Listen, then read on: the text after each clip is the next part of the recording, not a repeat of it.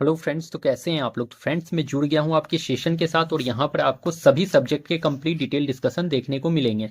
इस सेशन में आपको history, polity, geography, bio, chemistry सभी के क्वेश्चन यहां पे आपको देखने को मिल जाएंगे। और आप अगर किसी भी वनडे एग्जाम की तैयारी कर रहे हो या फिर बीपीएससी टीचर या फिर किसी भी वनडे एग्जाम की प्रिपरेशन कर रहे हो तो ये सेशन आपके लिए ही होने वाला है, क्योंकि यहाँ पर मैं आपको कंप्लीट डिटेल डिस्कशन कराने वाला हूँ। तो चलिए हम लोग देख लेते हैं अपने सारे क्वेश्चन को एक एक करके। तो हमारा फर्स्ट क्वेश्चन है, निम्न में से कौन सा विषाणु जनित रोग है। तो विषाणु जनित रोग मतलब कि वायरल डिजीज कौन सा है भाई। इसमें से डिप्थेरिया, फाइलेरियासिस, इन्फ्लुएंजा, उपयुक्त में से एक से अधिक, उपयुक्त में से कोई नहीं। तो देखो, जो विषाणु जनित जो वायरल डिजीज है वो यहाँ पे हमारा इन्फ्लुएंजा हो जाता है। ठीक है, इन्फ्लुएंजा हो जाता है। और जो ये वाला है ये हमारे श्वसन प्रणाली को अफेक्ट करता है, मतलब कि हमारे श्वसन प्रणाली को क्या करता है भाई, तो अफेक्ट करता है। ठीक है, श्वसन प्रणाली को ये अफेक्ट करता है आपका इन्फ्लुएंजा।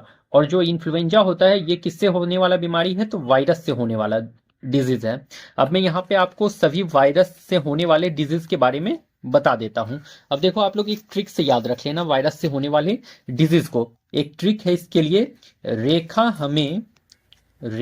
हमें हिट करके पोइचे छोड़ गई, हिट करके पोइचे छोड़ गई, पोइचे पोइचे छोड़ गई।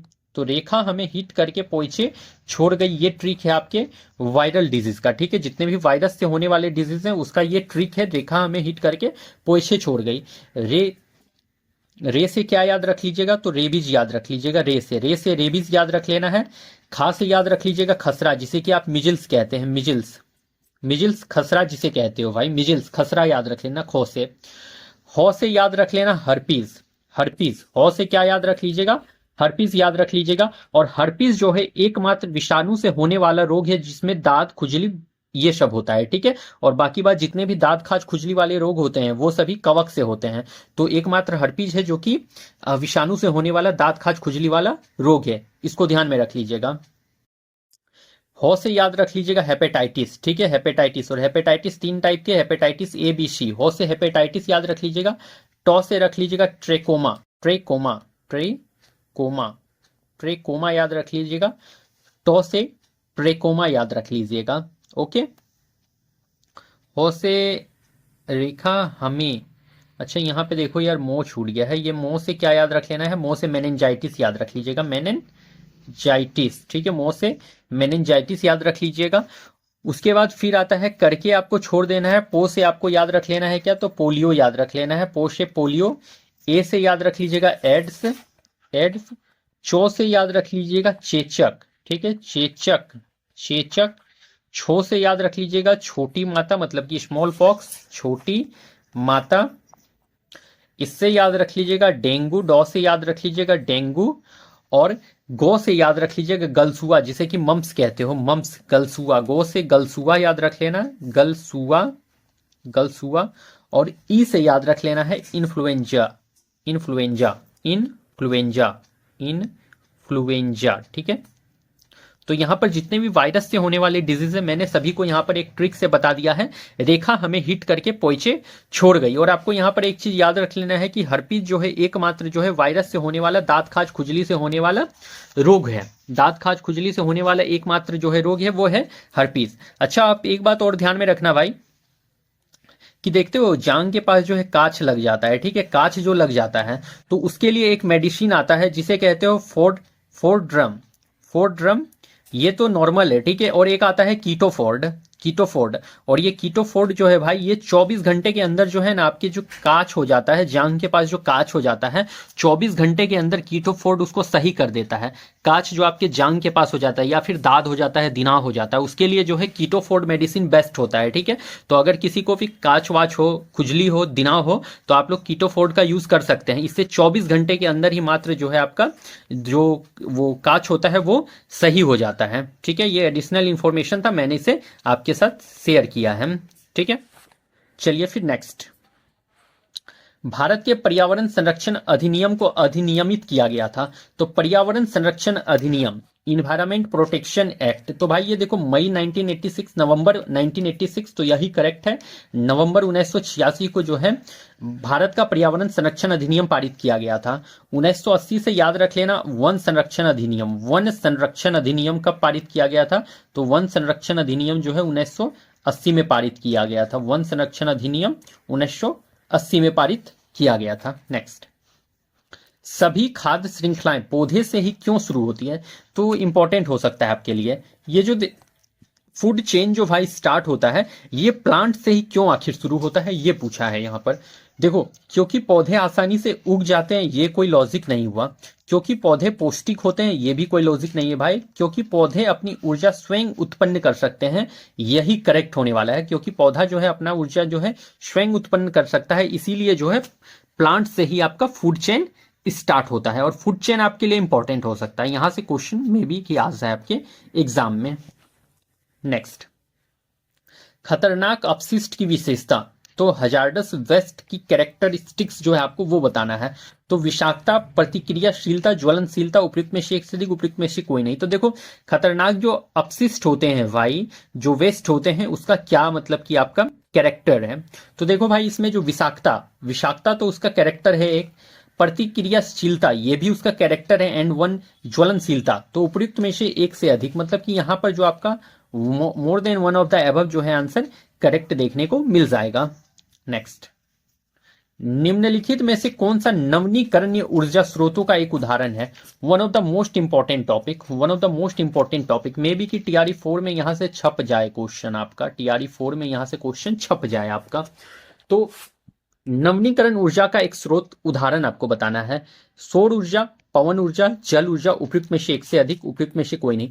तो देखो, पहले तो आप लोग यही याद रख लो कि नवीकरण ऊर्जा आखिर होता क्या है भाई, रिन्यूएबल एनर्जी होता क्या है।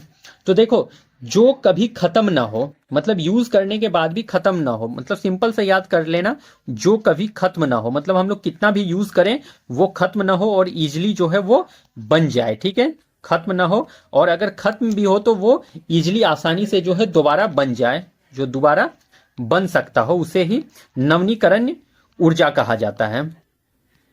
जो कभी खत्म ना होता है, सिंपल से याद रखना, जो कभी खत्म ना हो उसे ही नवीकरण ऊर्जा कहा जाता है। इसमें एग्जाम्पल आपके क्या क्या आ जाते हैं, नवीकरण ऊर्जा में आपके एग्जाम्पल क्या क्या आ जाते हैं, तो भाई इसको याद रख लेना।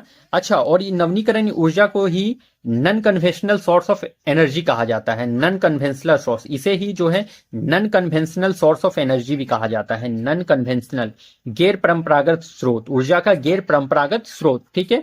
तो non conventional source of energy जो है नवीकरण ऊर्जा को ही कहा जाता है। ओके, इतना बात को ध्यान रख लीजिएगा, आपसे पूछ लेगा ऊर्जा का गैर परंपरागत स्रोत किसे कहते हैं, तो नवीकरण ऊर्जा को कहा जाता है। अब नवीकरण ऊर्जा का एग्जांपल याद रख लो। एग्जांपल में पहले तो याद रख लेना सोलर एनर्जी, ठीक है, सोलर एनर्जी। उसके बाद याद रख लेना जो विंड होता है, पवन ऊर्जा, उसे याद रख लेना। उसके बाद आप लोग याद क्या रख लोगे, उसके बाद याद रख लो हाइड्रो एनर्जी। क्या याद रख लोगे, हाइड्रो एनर्जी, मतलब कि जल ऊर्जा जो होता है, हाइड्रो एनर्जी। उसके बाद याद रख लेना टाइडल एनर्जी, जिसे कि ज्वारीय ऊर्जा कहा जाता है। नेक्स्ट याद रख लेना geothermal energy, geothermal energy, geothermal energy जिसे कि आप लोग भूतापीय ऊर्जा कहते हैं। और एक याद रख लेना ओटीईसी, जिसे कहते हो ओशियन थर्मल एनर्जी कन्वर्शन, ठीक है, ओशियन थर्मल एनर्जी कन्वर्शन, ओटीईसी, इसको याद रख लेना। और एक याद रख लेना बायोमास एनर्जी, बायोमास एनर्जी मतलब कि जैव द्रव्य ऊर्जा, तो बायोमास एनर्जी। ये सभी क्या है, नवीकरण ऊर्जा के स्रोत हैं। नेक्स्ट आप लोग याद रख लीजिएगा एक जो अनवीकरणीय या गैर नवीकरणीय, ठीक है, अनवीकरणीय भी याद रख लीजिए, अनवीकरणीय, अनवीकरणीय, नॉन कन्वेंशनल, जिसे कि कन्वेंशनल सोर्स ऑफ एनर्जी कहा जाता है। अनवीकरणीय को क्या कहा जाता है, तो कन्वेंशनल सोर्स ऑफ एनर्जी, ऊर्जा का परंपरागत स्रोत, परंपरागत स्रोत, ऊर्जा का परंपरागत स्रोत किसे कहते हैं, तो अनवीकरणीय ऊर्जा को कहा जाता है। और ये क्या होता है, मतलब कि यूज करने पर ये खत्म हो जाता है, खत्म होता है, यूज अगर किया जाए ज्यादा तो ये खत्म होता है, ठीक है, ये खत्म हो जाता है और भाई ये बनता नहीं है फिर आसानी से, ठीक है। अब जैसे कि देख लो आपका इसमें एग्जाम्पल क्या क्या आ जाएगा, खत्म होता है। एग्जाम्पल में याद रख लेना, जैसे फॉसिल फ्यूल जो होते हैं भाई, तो फॉसिल फ्यूल एक बार खत्म हो जाने के बाद बहुत हजारों सालों वर्षों के बाद ये बनते हैं, ठीक है। तो हजारों सालों वर्षों के बाद ये सब बनते हैं आपके फॉसिल फ्यूल। गैस जो होता है ये भाई खत्म हो जाने के बाद इजिली आपसे नहीं बन पाता है। नाभिक की ऊर्जा जो होता है ये भी खत्म हो जाने के बाद जल्दी से नहीं बन पाता है। तो भाई जो खत्म हो सकता है और जो इजिली नहीं बन सके उसे ही अनवीनीकरणीय ऊर्जा कहते हैं या फिर परंपरागत स्रोत कहते हैं। ओके, आई होप कि इतना दूर आपका बात क्लियर हो गया होगा। और देखो एग्जाम्पल से मेनली क्वेश्चन जो पूछा जाता है एग्जाम्पल से पूछा जाता है, तो एग्जाम्पल पे ज्यादा ध्यान देने की जरूरत है आपको। नेक्स्ट, प्रदूषण का वह प्रकार जिससे आगरा के ताजमहल पर सबसे अधिक प्रभाव पड़ने की संभावना है। तो आगरा के ताजमहल पर सबसे अधिक जो प्रभाव पड़ा है भाई वो किससे पड़ा है? ये पड़ा है वायु प्रदूषण, जल प्रदूषण, मृदा प्रदूषण, उपयुक्त में से एक से अधिक। तो ये वायु प्रदूषण से पड़ा है। और एक बात आप लोग याद रख लेना इसमें कि वायु प्रदूषण से तो इसमें प्रभाव पड़ा है भाई। और एक याद रख लेना आप लोग, एसिड रेन, ये भी एक रीजन है आपके आगरा के ताजमहल पर प्रभाव पड़ने का। एसिड रेन, एसिड रेन क्या है? तो भाई देखो एसिड रेन जो है आपका सल्फ्यूरिक एसिड और नाइट्रिक एसिड के कारण जो है एसिड रेन होता है। सल्फ्यूरिक एसिड और नाइट्रिक एसिड इसके लिए जिम्मेदार है। तो एसिड रेन जो अम्लीय वर्षा होता है उसके लिए कौन? सल्फ्यूरिक एसिड और नाइट्रिक एसिड जिम्मेदार है, इसके वजह से एसिड रेन होता है। देखो इसमें मेनली होगा क्या, जब वर्षा के जल का जो पीएच मान है, पीएच मान जो वो 5.6 के बराबर हो जाता है, 5.6 के बराबर हो जाता है या उससे कम हो जाता है, 5.6 के बराबर या उससे कम हो जाता है, तो उसे ही अम्लीय वर्षा कहा जाता है। तो आपसे पूछ लेगा कि एसिड रेन का पीएच मान कितना है, तो 5.6 याद रख लीजिएगा। तो जब पीएच मान, जल वर्षा का पीएच मान 5.6 या उससे कम हो जाए तो उसे एसिड रेन, अम्लीय वर्षा कहा जाता है। अब अम्लीय वर्षा का प्रभाव आप लोग जानना चाहोगे? अम्लीय वर्षा का प्रभाव आखिर इफेक्ट क्या क्या है अम्लीय वर्षा का, ये भी देख लो आप लोग। इफेक्ट, दुष्प्रभाव, इसका बैड इफेक्ट देख लो अम्लीय वर्षा का। तो पहला तो भाई इसका इफेक्ट याद रख लेना, एक जो पेड़ पौधा में एक क्लोरोसिस नाम का बीमारी हो जाता है। क्या नाम हो जाता है? क्लोरोसिस नाम की बीमारी हो जाती है पेड़ पौधे में। क्लोरोसिस नाम का बीमारी हो जाता है पेड़ पौधा में, जिसमें कि आपका क्लोरोफिल पिगमेंट का कमी हो जाता है। तो पेड़ पौधा में क्लोरोसिस नाम का बीमारी हो जाता है। इसके वजह से एक याद रख लेना नेक्रोसिस, नेक्रासिस याद रख लेना, नेक्रासिस मतलब कि जो टिश्यू होता है उसका हानि हो जाता है। पेड़ पौधा में टिश्यू की हानि, उसे नेक्रासिस कहा जाता है। ये भी आपकी अम्लीय वर्षा का ही प्रभाव है। नेक्स्ट याद रख लेना कि जो जंतु होते हैं, जीव जंतु, उसमें जो आपके स्किन का प्रॉब्लम हो जाता है, स्किन प्रॉब्लम हो जाता है। जंतु, जीव जंतु में क्या हो जाता है, तो स्किन प्रॉब्लम हो जाता है। ये भाई इसका थर्ड इफेक्ट है। एंड जो अम्लीय वर्षा एसिड रेन के कारण ही जो इमारतों में जो पत्थर के कैंसर, पत्थर का कैंसर, जो स्टोन कैंसर जो होता है, स्टोन कैंसर जो पत्थर में कैंसर का कारण या फिर पत्थर में कोड कुष्ठ का कारण होता है, ठीक है। तो स्टोन कैंसर का भी कारण होता है आपका अम्लीय वर्षा। और ताजमहल का जो पीला रंग है भाई, ताजमहल का पीला रंग है, ये भी अम्लीय वर्षा के कारण ही है। ताजमहल का पीला रंग, आप लोग को ये बात पता होगा कि ताजमहल का जो रंग पीला है वो अम्लीय वर्षा के कारण ही है, ठीक है। ताजमहल का पीला का रंग, तो ताजमहल का पीला रंग अम्ल वर्षा के कारण ही है। और देखो ये अम्लीय वर्षा को भाई इसे कहते हैं झीलों का हत्यारा। क्या कहते हैं? तो झील का हत्यारा कहा जाता है अम्लीय वर्षा को, झील का हत्यारा। और ये अम्लीय वर्षा जो है आपके लिए one of the most important topic है। यहां से क्वेश्चन मे बी की एग्जाम में टैली करेगा, आपके एग्जाम में one of the most important topic, ठीक है। नेक्स्ट, निम्नलिखित में से किस फसल के लिए काली मृदा उपयुक्त होती है? तो भाई देखो ब्लैक सॉइल जो उपयुक्त है, सबसे आपका सुटेबल है ब्लैक सॉइल, वो सुटेबल है चना के लिए, कॉफी के लिए, काजू के लिए, बाजरा के लिए। उपयुक्त में से कोई नहीं। तो देखो अगर सबसे सुटेबल पूछा जाए तो भाई देखो ये सबसे सुटेबल है आपके कपास के लिए। कपास के लिए काली मिट्टी, काली कपास वाली मिट्टी कहा जाता है, तो कपास के लिए सबसे ज्यादा सुटेबल होता है। बट अकॉर्डिंग टू ऑप्शन अगर देखा जाए तो यहाँ चना भी उसमें आ जाता है, चना के लिए भी यहाँ पे सुटेबल हो जाता है। अच्छा, आईसीएआर के तहत जो कितने टाइप की मिट्टी है बताओ तो? आईसीएआर के अकॉर्डिंग कितने टाइप की मिट्टी है बताओ आप लोग? तो 8 टाइप की मिट्टी है भाई आईसीएआर के तहत, ठीक है। 8 टाइप की मिट्टी है। काजू कहाँ पे होती है? तो काजू जो है लेटेराइट मिट्टी में काजू ज्यादा होता है, लेटेराइट मिट्टी में काजू ज्यादा होता है, इसको भी ध्यान रख लेना आप लोग। नेक्स्ट, अच्छा जो ये कहाँ गया, काली, काली मिट्टी को ही रेगुड़ मिट्टी भी कहा जाता है। काली मिट्टी को क्या कहा जाता है? रेगुड़ मिट्टी भी कहा जाता है। काली मिट्टी को रेगुर मिट्टी भी कहा जाता है। और काली मिट्टी सबसे ज्यादा कहाँ है भाई, तो महाराष्ट्र में काली मिट्टी सबसे ज्यादा है। ठीक है, महाराष्ट्र में काली मिट्टी सबसे ज्यादा है। और काली मिट्टी में देखो आप लोग क्या, तो कपास की खेती सबसे ज्यादा होती है। तो कपास की खेती काली मिट्टी में सबसे ज्यादा होती है, इसको भी ध्यान में रख लीजिएगा आप लोग। निम्नलिखित युग्मों पर विचार कीजिए। बॉम्बे प्रेसिडेंसी एसोसिएशन, तो आपको ये बताना है कि मतलब कि आ, कौन किससे रिलेटेड है। ठीक है, तो Bombay presidency association, Indian national association, Madras Mahajan Sabha, British Indian association. तो देखो बॉम्बे प्रेसिडेंसी एसोसिएशन से याद रख लेना आप लोग, निम्नलिखित युग्मों पर विचार करें।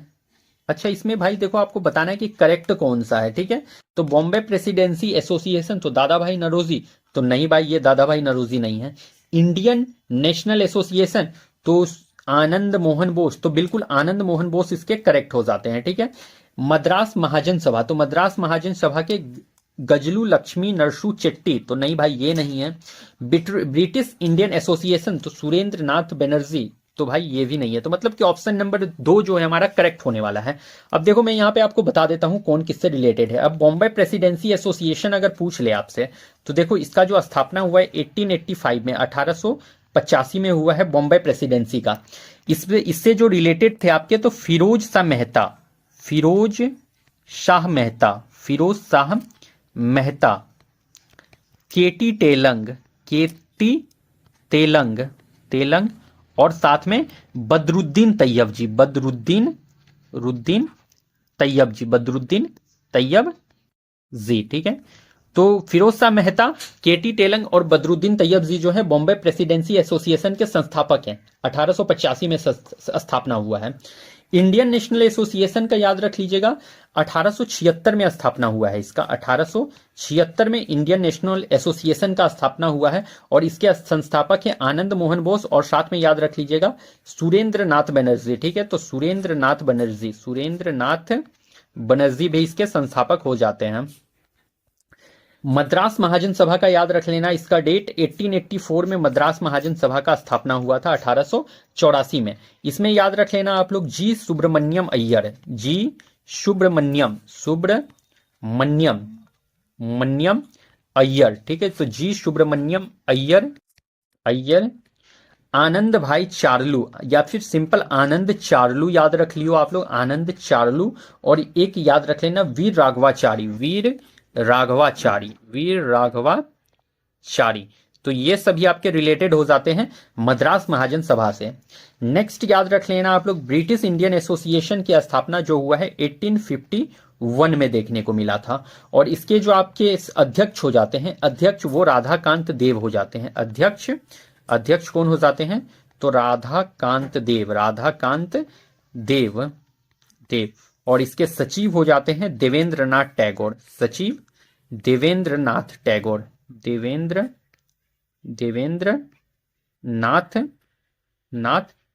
टैगोर। तो आप लोग पूरा नोट्स बना लोगे भाई, इंपॉर्टेंट है आपके लिए, जितना बता रहा हूं बहुत ही ज्यादा इंपॉर्टेंट है। इतना डिटेल डिस्कशन बहुत ही कम टाइम देखने को मिलता है कहीं भी। मैं सारा आपके लिए कंटेंट लेकर आ रहा हूं, तो अच्छे से लिख लेना आप लोग। किस अनुच्छेद के तहत अध्यक्ष सदन के किसी भी सदस्य को अपनी मातृभाषा में बोलने की अनुमति दे सकता है? तो देखो जो अध्यक्ष के सदन होते हैं, किसी भी सदस्य को उसकी मातृभाषा मदर टंग में बोलने की जो अनुमति देता है वो 110(1), 122(2), 120(1), आर्टिकल 120(1) के तहत दिया जाता है। नेक्स्ट, निम्नलिखित घटनाओं में से सही कालानुक्रमिक क्रम कौन सा है? तो भाई देखो ये इंपॉर्टेंट हो सकता है, तो अकॉर्डिंग टू डेट आपको इसको अरेंज करना होगा। तो देखो पूना संधि, शिमला सम्मेलन, अगस्त प्रस्ताव, क्रिप्स मिशन, पूना संधि, शिमला सम्मेलन, अगस्त प्रस्ताव, पूना संधि, अगस्त प्रस्ताव, क्रिप्स मिशन, शिमला सम्मेलन। देखिए आपका पूना संधि कब हुआ है? तो पूना संधि जो हुआ है वो 1932 में हुआ है। 1932 में आपका पूना संधि हुआ है। ठीक है, नेक्स्ट क्या है, अगस्त। अगर यहाँ शिमला सम्मेलन की बात हुई है तो शिमला सम्मेलन जो है 1945 में हुआ है शिमला सम्मेलन। देखता हूं कौन सा आता है सही में। अगस्त प्रस्ताव अगर आए तो अगस्त प्रस्ताव जो आया है ये आपके आया है अगस्त 1940 में आया है। और नेक्स्ट है क्रिप्स मिशन। तो क्रिप्स मिशन भाई ये 1942 में आपका क्रिप्स मिशन होता है। तो देखो तो अब इसके अकॉर्डिंग कौन सा पहले आ रहा है, तो 1932 मतलब कि पूना संधि। तो पूना संधि यहाँ है शुरू में, ठीक है, तो ये वाला यहाँ पे आ रहा है। नेक्स्ट है आपका क्या, 1940, ए मतलब हो गया अगस्त प्रस्ताव, 1940 अगस्त प्रस्ताव यहाँ पे आ रहा है। तो बीच में भाई ये तो नहीं होना, ये तो कट गया। क्रिप्स मिशन शुरू में यहाँ पर है ना क्रिप्स मिशन, तो क्रिप्स मिशन का डेट क्या है आपका, तो 1942, तो ये होना नहीं, आपका आना है शुरू में क्या 1932 पूना संधि। पूना संधि 1932, अगस्त प्रस्ताव 1940, क्रिप्स मिशन 1942, शिमला सम्मेलन 1945। तो ऑप्शन नंबर 3 यहाँ पे करेक्ट होने वाला है आपका। कौन सा, तो ऑप्शन नंबर 3 यहाँ पे करेक्ट है। पूना संधि कब है, यहाँ पे मैं डेट अब लिख देता हूं, देखो मिल गया अब आंसर। अब यहाँ डेट लिख लो आप लोग। पूना संधि तो 1942 में हुआ है, और ये कब, तो सितंबर 1942, ठीक है। अगस्त प्रस्ताव तो अगस्त 1940 में हुआ है, अगस्त 1940 में अगस्त प्रस्ताव। क्रिप्स मिशन 1942 में हुआ है, और शिमला सम्मेलन जो हुआ है 1945 में हुआ है। तो option number C is correct. Next, Bharat सरकार का कौन सा विभाग न्यूनतम समर्थन मूल्य घोषित करता है, तो न्यूनतम समर्थक मूल्य जो घोषित करता है विनिवेश विभाग, आर्थिक मामले का विभाग, कृषि और सहकारिता विभाग। तो भाई कृषि और सहकारिता विभाग जो है न्यूनतम समर्थन मूल्य घोषित करता है। ओके नेक्स्ट, अब देखो यहाँ पे आपको क्या करना है, इसको मैच कर लेना है। हरगोविंद खुराना, सीवी रमन, जगदीश चंद्र बोस, आर्यभट्ट। तो देखिए भाई आपको सबसे पहले कौन सा आपको पता है ये देख लो, तो आर्यभट्ट। तो आर्यभट्ट ने क्या किया है, तो आर्यभट्ट ने शून्य की खोज की है, तो डी नंबर का ये आ गया, डी। आर्यभट्ट ने शून्य का खोज किया है, ये पता है हमको। हरगोविंद खुराना आपको याद होना चाहिए, तो हरगोविंद खुराना जो है भाई वो कोशिका का अनुवांशिक संरचना से रिलेटेड है, तो ए नंबर ये हो गया, ठीक है। अब देखो बच क्या जाता है, सीवी रमन और जगदीश चंद्र बोस। इसमें से देख लो आपको पता क्या है, तो सीवी रमन। तो सीवी रमन का हो जाता है भाई आपका प्रकाश का प्रकीर्णन। सीवी रमन जो है प्रकाश का प्रकीर्णन, एंड जगदीश चंद्र बोस तो भाई तब जो बच गया वो जगदीश चंद्र बोस में आ जाता है। तो यही आपका करेक्ट होने वाला है। इसको अरेंज आप लोग इस ढंग से कर लोगे। इनमें से कौन सा वनों की हानि का कारण नहीं बनता है, तो वनों की हानि का कारण नहीं बनता है, प्रजातियों का लुप्त होना, शुद्ध खोरी का बढ़ता उपयोग, बांध निर्माण एवं खनन, उपयुक्त में से एक से अधिक, उपयुक्त में से कोई नहीं। तो भाई इसमें उपयुक्त में से एक से अधिक, इसमें से कोई भी जो है वन लोस्ट का जो है कारण नहीं है आपका, ठीक है। नेक्स्ट, किसे जैविक स्वर्ग माना जाता है, तो जैविक स्वर्ग जो है आपके नीलगिरी, अंडमान, मन्नार। तो भाई मन्नार की खाड़ी को जैविक स्वर्ग माना जाता है। नेक्स्ट, सतबहिनी जलप्रपात कहाँ स्थित है, तो Satbahini, where is Satbahini falls located, तो Satbahini Ramgarh, Hazaribagh, east Singhbhum, more than one of the above. तो भाई देखो रामगढ़ में तो है नहीं, हजारीबाग में भी नहीं है, ईस्ट सिंहभूम में भी नहीं है, मोर than one of the above यहाँ होना नहीं है। तो है कहाँ, सतबहिनी फॉल्स जो है आपके गढ़वा में स्थित है। गढ़वा जो ये एक झारखंड का इलाका है, ठीक है, तो झारखंड का एक जगह है गढ़वा, तो वहीं पे आपका सतबहिनी फॉल्स लोकेटेड है।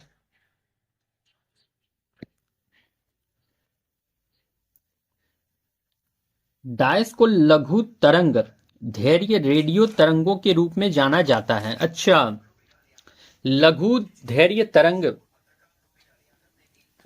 रेडियो तरंग के रूप में जाना जाता है किसे, these are known as the short wavelength radio waves. तो रेडियो वेव्स में गामा किरण, सूक्ष्म किरण, अवरक्त किरण एक से अधिक। तो भाई इसमें सूक्ष्म किरण हो जाएगा, सूक्ष्म किरण जो होता है वो आपके रेडियो वेव्स में यूज करा जाता है। अब देखो मैं एक इलेक्ट्रोमैग्नेटिक वेव्स आप लोग जरूर याद रख लेना, इलेक्ट्रोमैग्नेटिक वेव्स। इलेक्ट्रोमैग्नेटिक वेव्स में कौन कौन आते हैं, तो पहले याद रख लीजिएगा आप लोग radio waves, radio waves, electromagnetic waves आपको जरूर याद रख लेना है, इंपॉर्टेंट है आपके लिए। इसमें पहला याद रख लेना रेडियो वेव, दूसरा याद रख लेना माइक्रोवेव, माइक्रोवेव, थर्ड याद रख लेना इंफ्रारेड वेव, इंफ्रारेड वेव, ठीक है।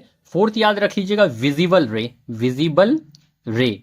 उसके बाद याद रख लीजिएगा अल्ट्रा वायलेट रे, यूवी रे। ओके, नेक्स्ट याद रख लेना एक्स रे, और थर्ड उसके बाद याद रख लेना एक गामा रे, गामा रे। तो आपको क्या क्या रे इलेक्ट्रोमैग्नेटिक वेव में आपको याद रख लेना है, radio wave, microwave, infrared wave, visible रे, यूवी रे, एक्स रे और गामा रे, ठीक है। जब हम लोग गामा रे से रेडियो वेव की तरफ आएंगे, जब हम लोग गामा रे से रेडियो वेव की तरफ आएंगे तो वेवलेंथ हमेशा क्या होगा, तो वेवलेंथ हमेशा जो है बढ़ेगा, वेवलेंथ हमेशा क्या होगा, तो बढ़ेगा। ठीक है, वेवलेंथ हमेशा क्या होगा भाई, तो वेवलेंथ हमेशा जो है वो बढ़ता है वेवलेंथ। और जब भी गामा रेज से रेडियो वेव्स की तरफ आएगा तो फ्रीक्वेंसी जो होता है, फ्रीक्वेंसी जो है आपका वो घट जाता है, फ्रीक्वेंसी जो होता है वो डिक्रीज होता है, घटता है। तो जब भी गामा रे से रेडियो वेव्स की तरफ आया जाएगा तो वेवलेंथ बढ़ेगा और फ्रीक्वेंसी घटेगा। इसके लिए एक ट्रिक मैं आपको दे देता हूं। ठीक है, ईएम वेव्स जो इलेक्ट्रोमैग्नेटिक वेव्स होते हैं उसको मैं याद करने का एक ट्रिक आपको बता देता हूं। इसके लिए एक ट्रिक है, Reliance mobile, Reliance mobile is very useful, useful X and Y. Reliance mobile is very useful X and Y. ये आपके जो है ईएम वेव्स को याद करने का एक ट्रिक हो जाता है। रिलायंस से याद रख लीजिएगा, आर से याद रख लीजिएगा आप लोग रेडियो वेव्स। ठीक है, आर से क्या याद रख लीजिएगा, आर से क्या याद रख लीजिएगा, रेडियो वेव्स। मोबाइल से याद रख लीजिएगा माइक्रोवेव, देखिए यहाँ पे मैं बता देता हूँ, मोबाइल से याद रख लीजिएगा माइक्रोवेव, रिलायंस से याद रख लीजिएगा रेडियो वेव, ईज से याद रख लीजिएगा इंफ्रारेड वेव, वेरी से याद रख लीजिएगा विजिबल रे, यूजफुल से याद रख लीजिएगा यूवी रे, एक्स से याद रख लीजिएगा एक्स रे, और वाई से याद रख लीजिएगा गामा रे। सिंपल हो जाता है आपके लिए, तो इस तरह से आप लोग याद रख सकते हो। ओके, आई होप कि आपको क्लियर हो गया। अगर कोई भी डाउट हो तो भाई कमेंट करना, मैं वहां पे आपका ये फिर से क्वेश्चन में नेक्स्ट डे लेके आऊंगा और फिर आपका क्लियर कर दूंगा। ओके,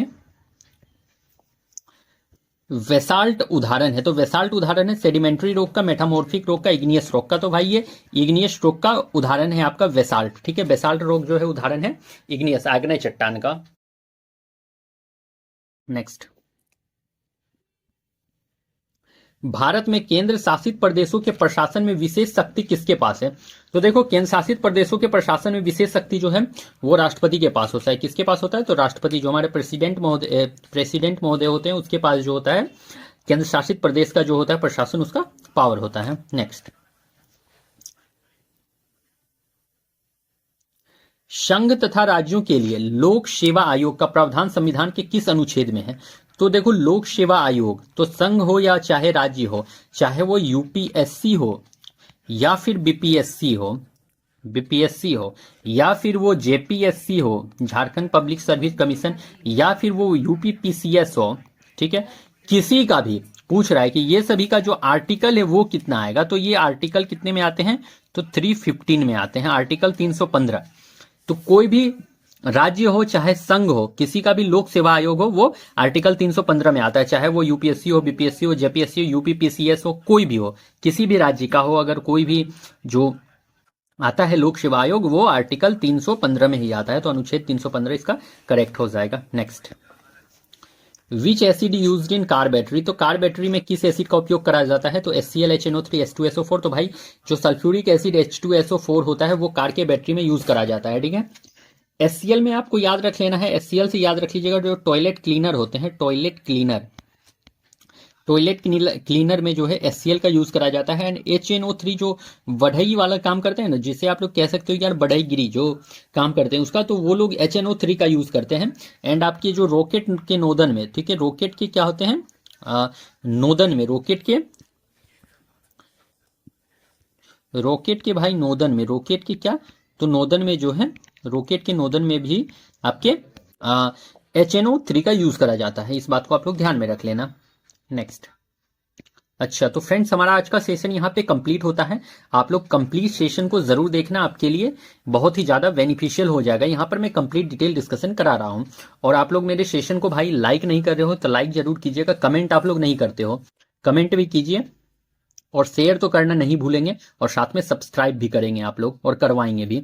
और फ्रेंड्स देखिए, मैंने आपका टेलीग्राम चैनल बना दिया है। ठीक है, और टेलीग्राम चैनल का जो है लिंक मैंने अपने चैनल पे डाल रखा है, तो जिसे भी टेलीग्राम पे ज्वाइन होना होगा वो मेरे साथ टेलीग्राम पे ज्वाइन हो सकते हैं। वहां पर मैं आपको क्वेश्चन का PDF दे दिया करूंगा। ठीक है, तो क्वेश्चन का जो PDF है आपके टेलीग्राम पे दे दिया करूंगा, तो आप लोग टेलीग्राम पे मेरे साथ ज्वाइन हो सकते हैं, वहां पे आपको PDF मिल जाएगा। ठीक है, तो चलिए फिर मैं मिलता हूं कल आप लोगों से किसी नेक्स्ट वीडियो में। तब तक के लिए आप लोगों को thank you and best of luck.